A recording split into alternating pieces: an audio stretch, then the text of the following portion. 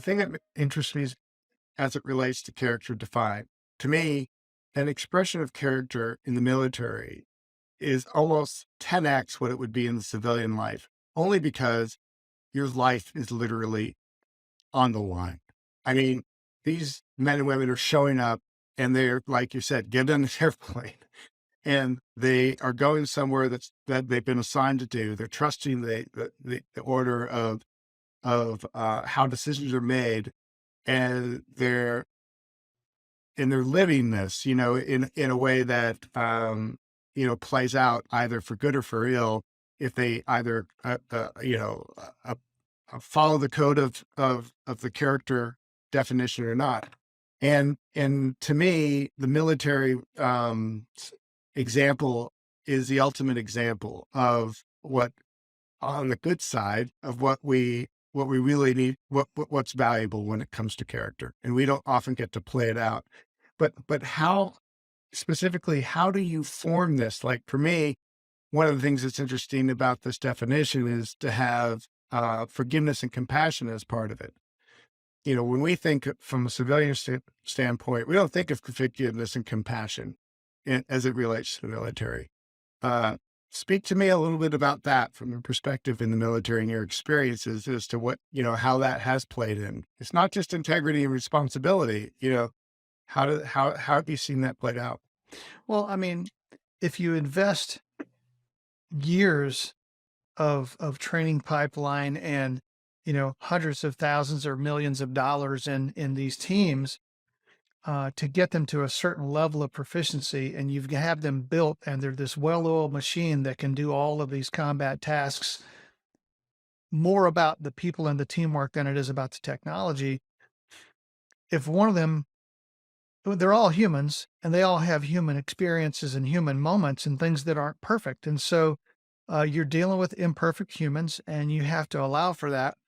And, if somebody needs coaching to get to where they need to be, well, as a leader, it's your job to provide that coaching, not to just cut them away and tell somebody to send you a new one, because it's an investment to get them to a certain point anyway.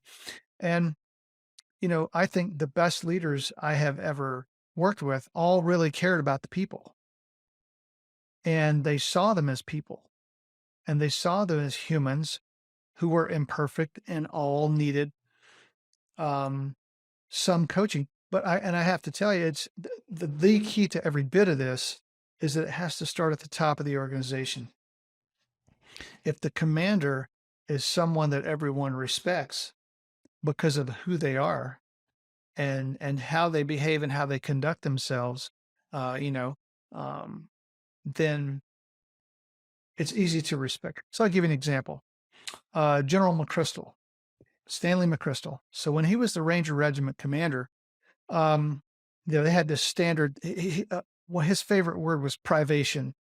And what that meant was the people that we would be fighting at some point, this is before 9/11, um, they came typically would come from uh, countries where they didn't have a lot of creature comforts. Hardship and privation was a way of life for a lot of the people that we would end up fighting. Well, we're Americans from one of the softest cultures on the planet, and so how do you take a guy from video game land from the couch and turn him into a guy who's hard enough to be out in the elements and carrying a big heavy load and with a lot of danger and to close with and destroy the enemy? How do you take them from that to that?